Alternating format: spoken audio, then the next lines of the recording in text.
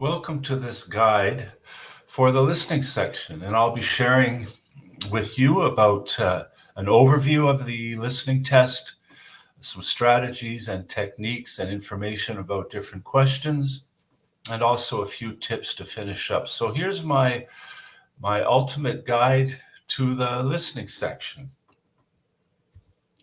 First of all, the format of the test. The listening test is 30 minutes long.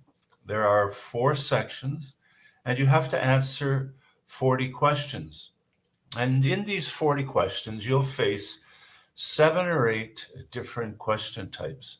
And the important thing to realize is that you get 1 minute for each you get 1 point for each correct answer, and you don't lose any points for incorrect answers. So your goal in this listening section is just to get as many correct as possible.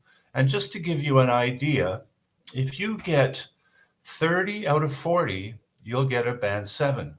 And for band 8, you need 35. So make sure that you just focus on getting as many correct as possible, and this will get you the score you need in the listening section. Let me just tell you about the 4 parts. The first part, where you'll have 10 questions and 1 recording, is a conversation between 2 people. And they'll be trying to make some kind of arrangements. It might be travel arrangements or the delivery of a package or setting an appointment for an interview or something like that. And then in part 2, you're just going to hear one person speaking in a monologue, and they'll be giving information about something that may be happening around town, maybe introducing a library or a new community center, but it'll be just one person talking and giving information. And it might be something similar to what you would hear on a daily talk radio station. And then in part 3, you're going to hear 2 or 3 people discussing a project. Now, it may be something like a group of students at university who are working on a project today. It might be 2 or 3 people from a community council who are planning something for the city, or maybe even some professionals working on a film project or something like that together. But this will be 2 or 3 people discussing how they're going to work on a project together. And then in part 4, you have a lecture. And this is probably the most academic style of the listening section. But again, just remember, it's not something that you'll need any prior knowledge or expertise in. You're just being judged on your ability to listen and understand the information. And again, this is just one person speaking and giving a lecture. So those are the 4 parts of the listening section, each with 10 questions and maybe 2 or at the most 3 different question types for the 10 questions. And the topics that you'll face in the listening test are everyday topics. And I know that the IELTS exam is called the IELTS Academic Exam, but really it's not academic because of the topics that are in the test. It's called academic because usually this is the test you'll be taking to go to university or join a professional association. So it's called academic because of your goal for taking the test, not the content. So the topics that you'll face in the listening section are education and technology. Those are probably the most common topics that you'll hear. The environment and work and family and health, things like diet and nutrition. So it's good to know that the topics you face in the listening section and really on the IELTS exam as a whole are things that you're going to be quite familiar with, things that you come across in your day-to-day life, and nothing will be really strange to you. And again, you don't have to have any prior knowledge or expertise. It's not a test of your knowledge about subjects. It's an English test. So that's the way it's designed. So Don't worry if you don't feel you know a lot about these topics. You will know enough to be successful in the listening section. I just want to mention some of the different types of questions, and there's really about 4 main types of questions, and although there are maybe 10 or 12 different types of questions, they fit into these 4 main categories.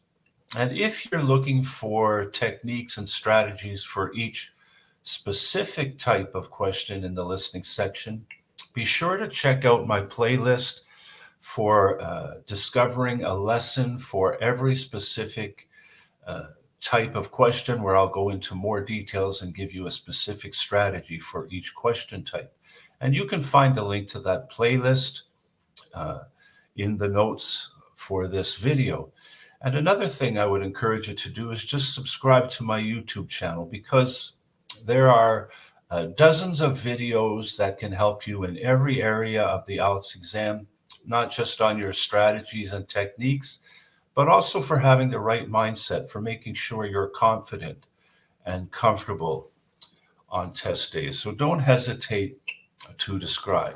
So let's take a look at these types of questions. There's questions where you have to fill in the missing words. And these could be in the middle of a sentence, it could be to complete a sentence, and it might be in a table or even a diagram. And this is where you'll just simply write in the word that you hear that's the best answer for that question. And just another little note here, you'll have to be able to spell it correctly. But these will be common words. They won't be technical terms or words that are really unique to the topic. They will be words that if you have a high intermediate to advanced level of English, they will be in your vocabulary. You will know them, but be aware they do have to be spelled correctly. And then you have multiple choice questions. And there's basically 2 types of multiple choice questions. There's ones that are the traditional type, where you pick one answer from a group of 3 or 4 options. And then there's another type where you're asked to pick your answer from a table. So you may even have to answer, you may be given 3 or 4 options and you have to choose 2 that are correct. And then you'll have a map or a diagram. And again, you'll have a list of labels in a box. And as you're listening, you choose the letter that corresponds with that label and fill it in for the correct answer. And then another type of question is matching information. So you'll be choosing the information that best matches a question that you're given. But for the listening section, one thing that's important to realize is that most of the questions come in order. So you'll be answering in order, one after the other. And this will help you to stay focused and keep moving forward so that you don't lose your place in the recording.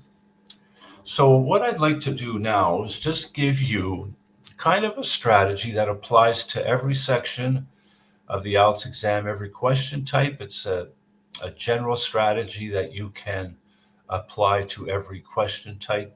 And this is has to do with time management. Now, when I say time management, obviously you can't slow down the recording or pause the recording. You hear the recording and you hear it only once. But you can kind of control the pace at which you work through the questions. And this will help you to make the most of the time that's available for the time you're given to look at the questions ahead of the recording, check your answers, and keep moving forward. So let me just give you a quick overview.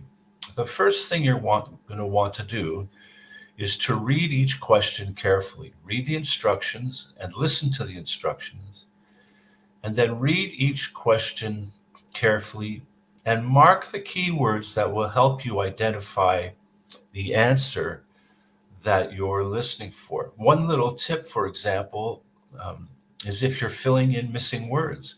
If you see an article before the gap that you have to fill, like a or the, then this gives you an idea that you're going to be listening for a noun or an adjective noun combination. So these little key words can give you clues as to what you're listening for. If you see a preposition of time, for example, like at, in, or on, if you see at and you before the gap that you have to fill, you know you're filling in a specific time.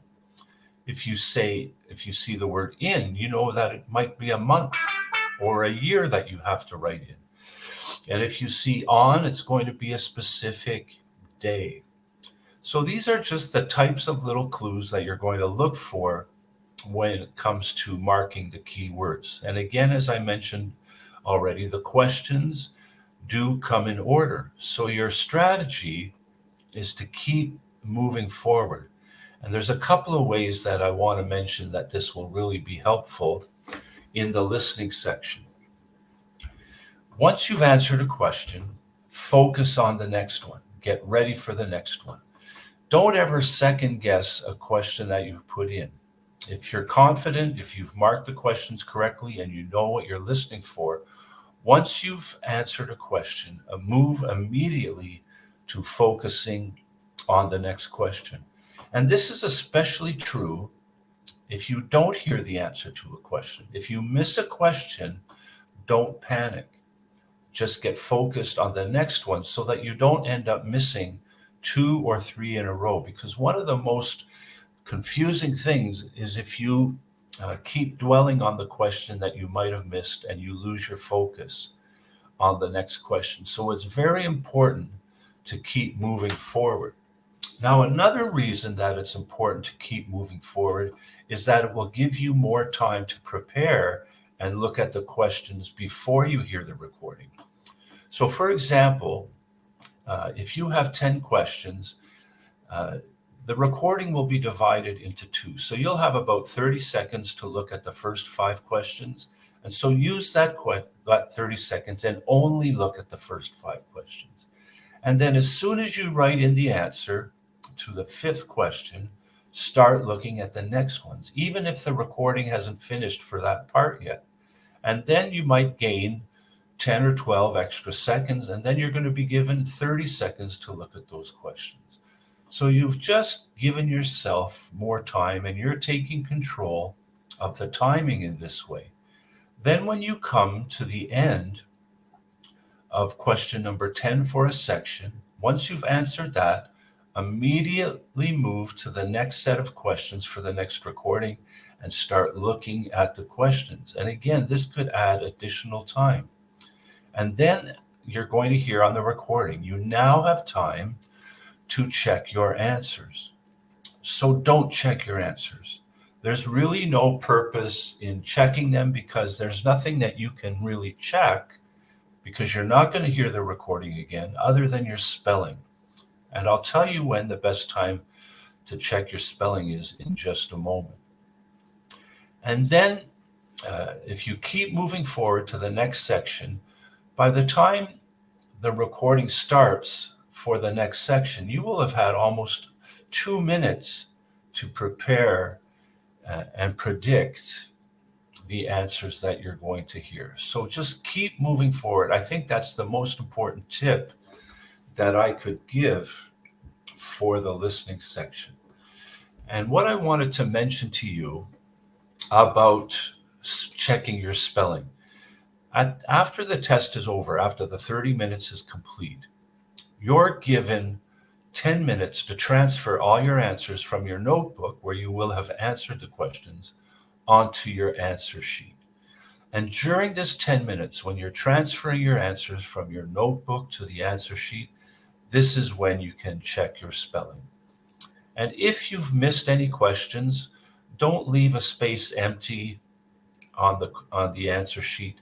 At least make an educated guess. Do your best and just fill in everything in. Remember, your goal is to get as many correct out as possible, and sometimes a little luck might help.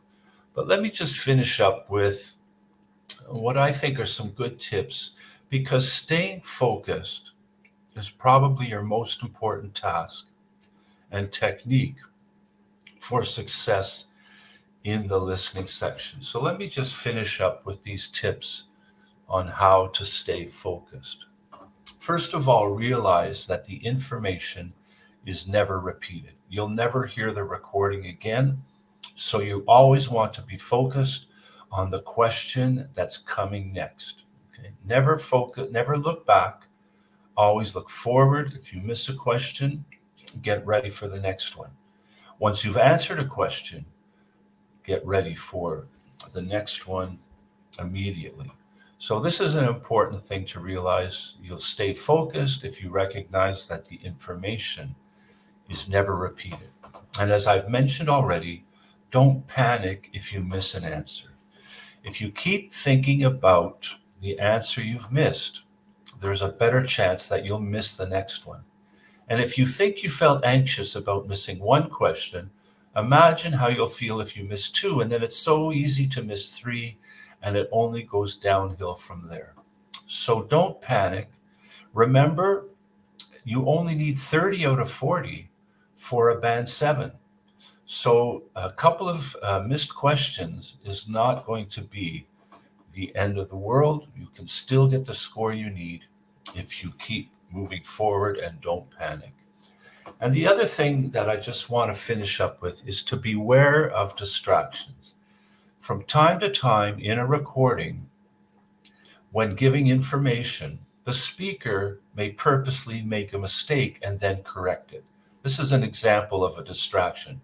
So that they might say that the concert begins at 2 p.m. Oh, I'm sorry, that's 3 p.m. So there is a sense in which you have to be patient and make sure you hear the correct answer and write it in. But again, once you hear that correct answer, write it in immediately and start focusing on the next question. I hope you found these helpful. Don't forget about the link in the comments where you'll find a link to the playlist with videos for every question type that you could face in the listening exam. And don't hesitate to like or subscribe to my YouTube channel. I've made it my mission to provide as much information and help as I can so that you'll get the score you need on the IELTS exam.